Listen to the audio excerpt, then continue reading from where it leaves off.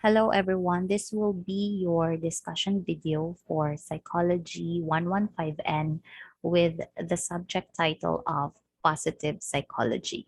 So for this discussion video, we will be talking about introducing what positive psychology is. So I believe that you probably heard the term positive psychology from the internet or on social media, televisions, or like other sources such as books or magazines. But still, we will be discussing what positive psychology is and what it stands for.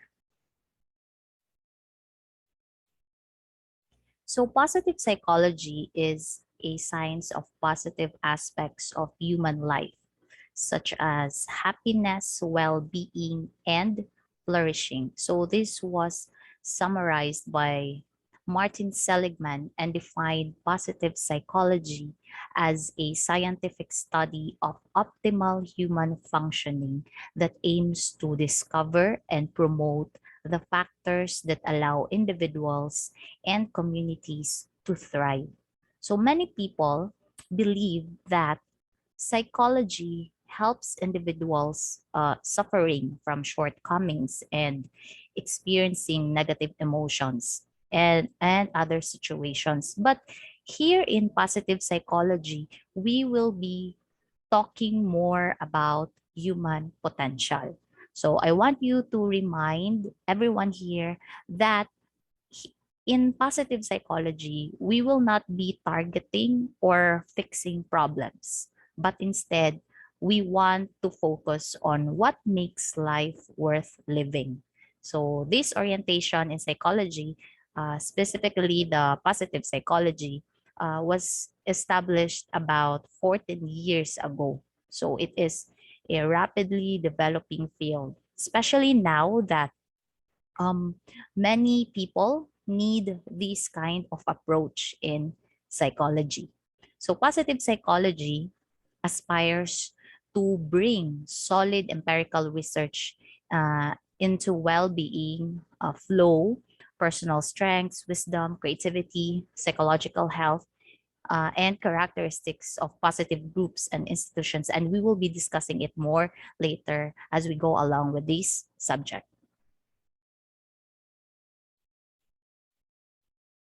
So the science of positive psychology operates on three levels. So the subjective level, the individual level, and the group level. So let us discuss how positive psychology works on the mentioned levels one by one. So first is the subjective level. So the subjective level includes the study of positive experiences such as joy, well-being, satisfaction, contentment, happiness, optimism, and flow. So this level is about feeling good rather than doing good or being a good person. So it's your feeling of being good. Then at the individual level, the aim is to identify the constituents of the good life and the personal qualities that are necessary for being a good person through studying human strengths and virtues, future mindedness, capacity for love, courage, perseverance, forgiveness, originality, wisdom, interpersonal skills, and giftedness. And lastly, at the group or community level, these emphasize on civic virtues, social responsibilities, nurturance, altruism, civility, tolerance, work ethics, positive institutions, and other factors that contribute to the development of citizenship and communities and reaching beyond oneself. So,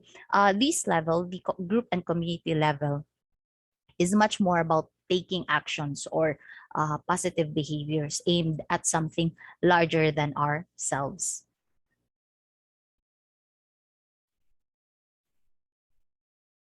So, people nowadays believe that psychology is more concerned with the negative aspects of human life.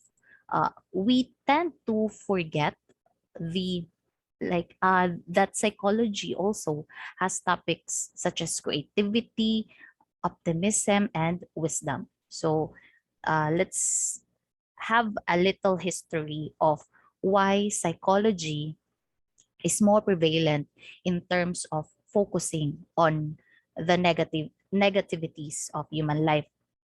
It was it happened before the Second World War.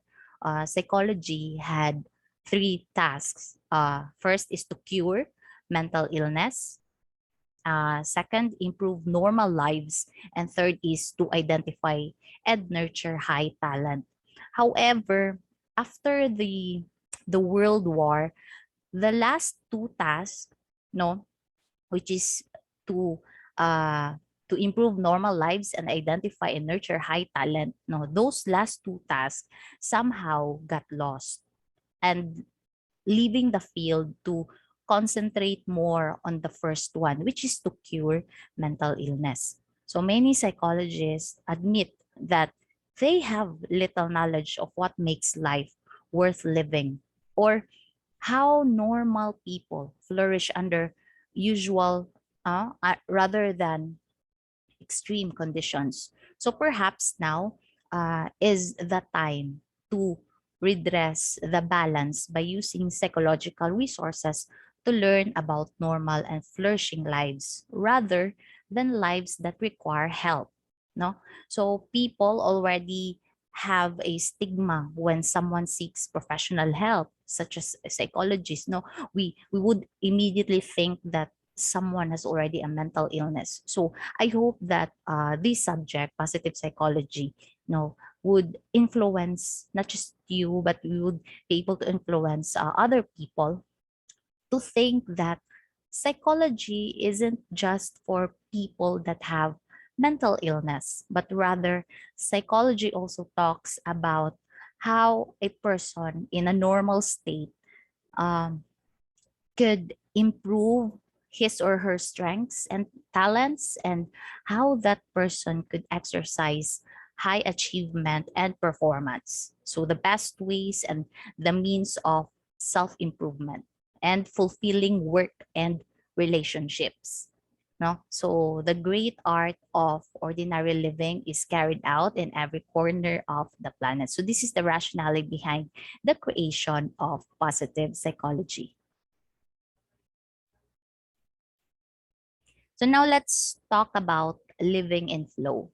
So I want to ask everyone here, was there a time of your lives wherein you thought you spent that certain activity thinking it, like you thought that it was half an hour you spent that on that certain activity, like for example you're searching something on the internet or scrolling on social media, then only to find out afterwards that your session lasted for 3 or more hours, no? Or sometimes you opened a book and then shortly after breakfast and later notice that it was getting darker. It's already nighttime, no? So think of a moment in your life when you were so involved in what you were doing that the rest of the world seemed to have disappeared. So your mind was not wandering at all. Instead, you were focused on that certain activity to such an extent that you were unaware of yourself and also to your surroundings as well.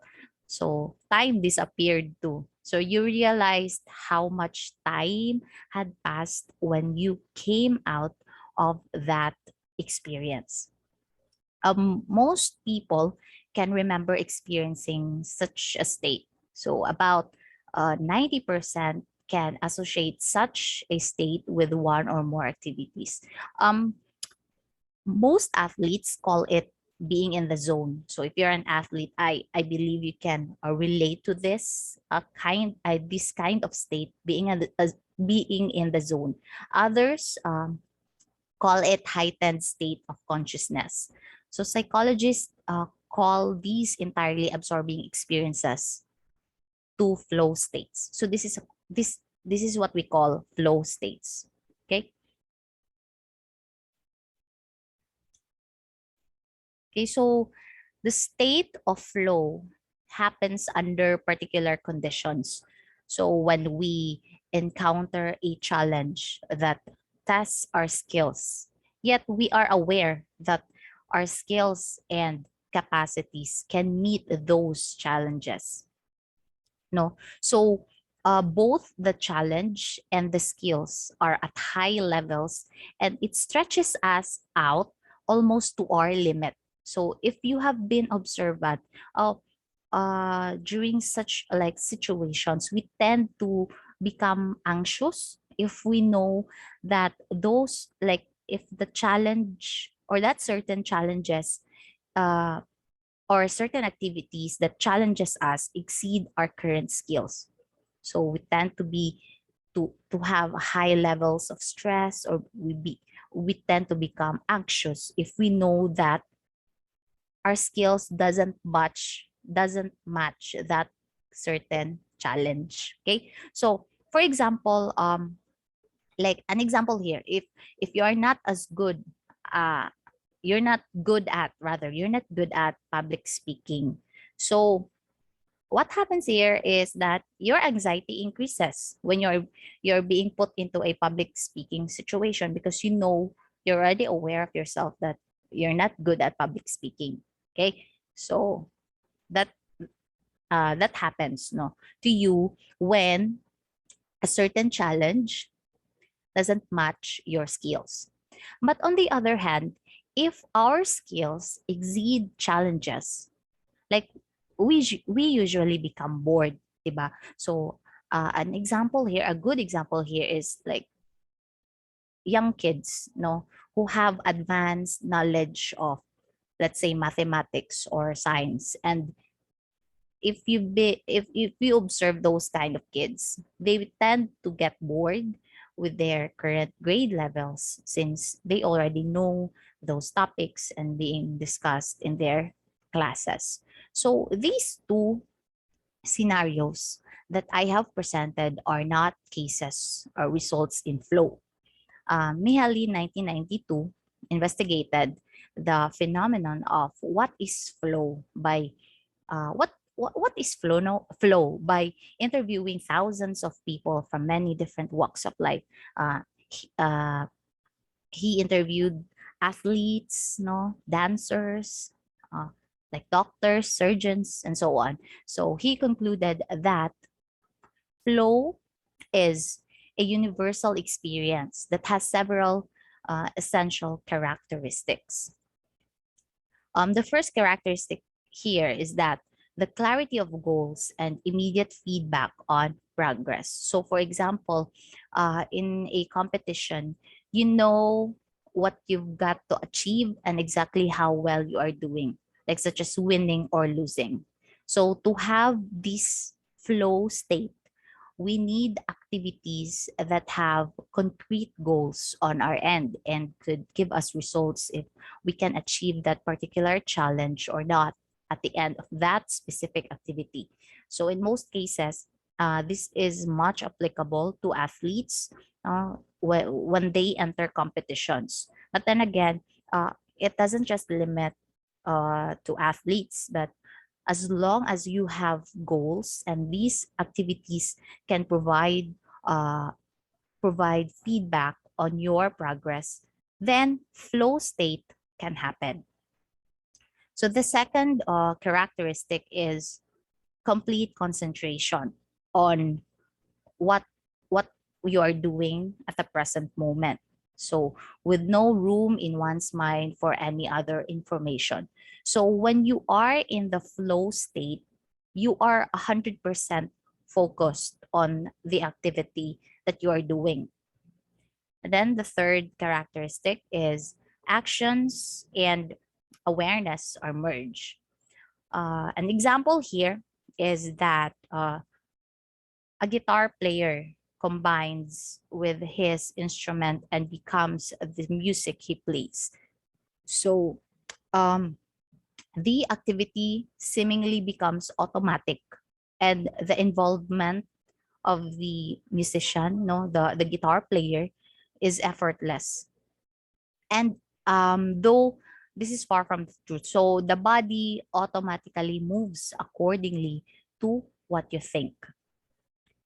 The fourth characteristic is losing awareness of oneself or self consciousness. So, this is a common experience, but interestingly, after each flow experience, the sense of self is strengthened and a person becomes more than they were before. So, basically, after you experience the flow state, you could surpass your previous level of that particular skill or activity, and you were able to evolve and transcend your potential. The fifth characteristic is controlling what one is doing. Okay, so with the person doesn't have no worries, no, about failure. So this is connected with the third characteristic when we experience a flow state and we are confident to do what our mind envisions. So we do not worry about the failure of doing such an activity. But still, instead, we have this feeling of excitement and confidence that we can accomplish the challenge in that particular situation. And then the sixth characteristic is a transformation of time. So usually when we are in a flow state, time passes much faster than expected. However, there are also instances when the movements tend to be slower. Like for example, no, if you are in a boxing match, no, let's say you're Manny Pacquiao, so you can see your opponent's movements when you're in the flow state. No, you can see you can already predict the next movement of your opponent. So that's how that happens during flow state. And the last characteristic is um, activities are intrinsically rewarding. So this means they have an end in themselves. So you do something because you want to, with any other goal often being just an excuse. You just want it. You want to do it. Okay. So what is also interesting in flow is the almost total absence of emotions during the actual process. So according to Seligman 2002, one seems to be almost beyond experiencing emotions, most likely because the awareness of self is not present. So it is important to note, however, that we experience an increase in positive emotions after the occurrence of flow.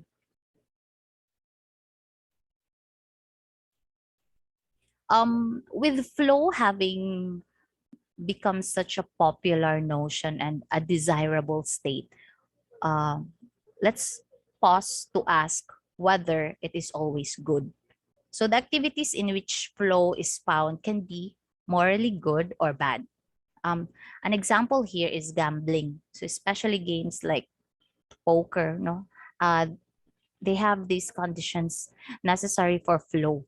So the games are challenging, no, and require high level of skill to stand any chance of winning. But as the saying, famous saying goes, anything too much for us is bad. So there's still a need to assess, even though you're in a flow state, you need to assess first if the activity that you're doing already exceeds your limit. So another example here also is activities like mountain climbing, biking, or and car racing. So we should always check first, or we should always check our safety first, okay, when doing these kind of activities, even though that you're in a flow state. So to end this discussion video, as an application to all of you, my students, I want you to identify activities that help you get into the flow state. So these are activities that you might call serious play. Okay, so gradually increase the difficulty or complexity of these activities, ensuring that they match your growing skills. So if that certain activity is too easy, make it more challenging. So I want you to do that. Uh, on the other hand, if it's way too hard, find a way to boost your skill level. So I want you to try this application for 1 week. Okay, so for 1 week. And after that, I will require you to submit a reflection video of this specific activity. So there's no need for you to do extensive editing. All I want you to do is talk in front of the camera and share your thoughts, your realizations, or learnings from this activity. So the rubrics and deadline of this activity will be posted on our Google Classroom. Okay, so I hope that you have learned something from this discussion video, and also I'm urging everyone here, those students that are enrolled in positive psychology, to really apply these techniques, no, to your day-to-day activities. Okay, on your daily lives rather. Okay, so thank you so much for your attention. If you have questions or clarifications during on this discussion video, you may also contact me through email and or Facebook. Okay, so thank you so much for your attention. Bye.